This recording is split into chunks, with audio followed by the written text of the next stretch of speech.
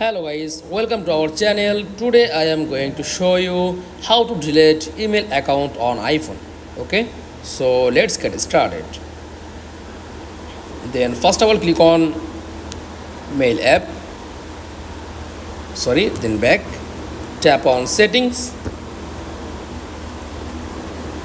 Okay, scroll down and click on apps. Okay, then scroll down,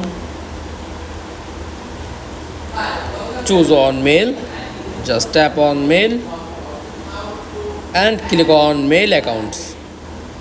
Okay, then tap on Gmail and click on delete account. Just tap on delete account to delete email account on iPhone. That's all. Thanks for watching. Please like, comments and subscribe. Thank you.